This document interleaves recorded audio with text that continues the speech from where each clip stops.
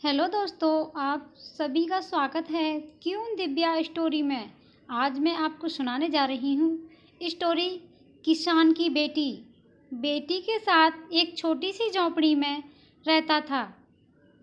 उसके पास खेती करने के लिए इतनी कम ज़मीन थी कि उसकी फसल को बेचकर उसे बिल्कुल थोड़े से रुपए मिलते थे। उन रुपयों से वे लोग ठीक से खाना भी नहीं खा पाते थे। वह राजा के पास अपनी समस्या लेकर गया। राजा दयालु था। उन्होंने किसान को अपनी ज़मीन में से कुछ ज़मीन दे दी खेती करने के लिए।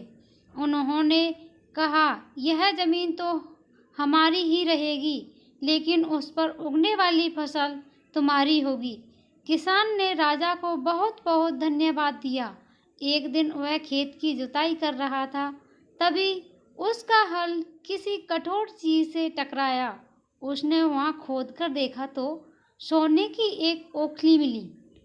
किसान ईमानदार था। उसने अपनी बेटी से कहा, हमें यह ओखली राजा के खेत से मिली है। जिसकी ज़मीन है उसी की यह ओखली भी है, इसीलिए हमको इसे राजा को लौटा देना चाहिए। किसान की बेटी बोली, नहीं पिताजी, आप ऐसा मत कीजिए।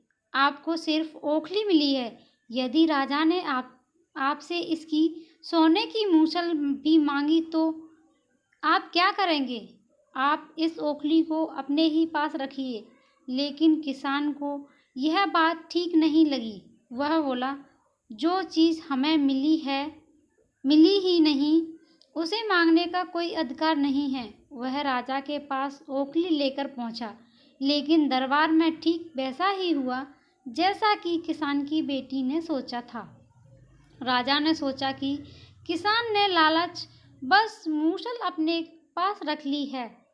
किसान बेचारा सोने की मूसल कहाँ से लाकर देता। नतीजा यह हुआ कि किसान को जेल में डाल दिया गया। जेल में ना उसे ढंग से खाना मिलता था, ना पानी। किसान को ऐसी गलती की सजा दी गई थी जो उसने की ही नहीं थी। वह खाए पिए बिना निढाल हो गया। लेटे लेटे वह रोता रहता था और कहता था, बेटी की बात मानी होती, काश मैंने अपनी बेटी की बात मानी होती। एक दिन राजा ने उसे ऐसा कहते हुए सुन लिया। उन्होंने किसान से पूछा कि वह ऐसा क्यों कह रहा है। तब किसान ने राजा को पूरी बात बताई।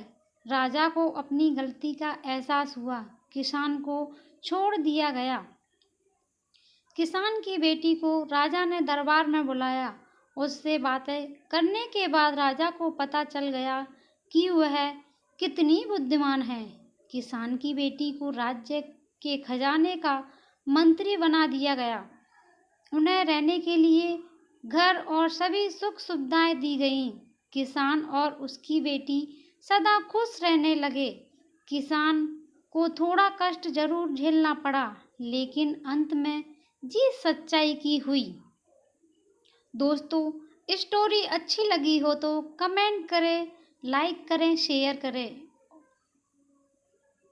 सभी दोस्तों को दिल से धन्यवाद।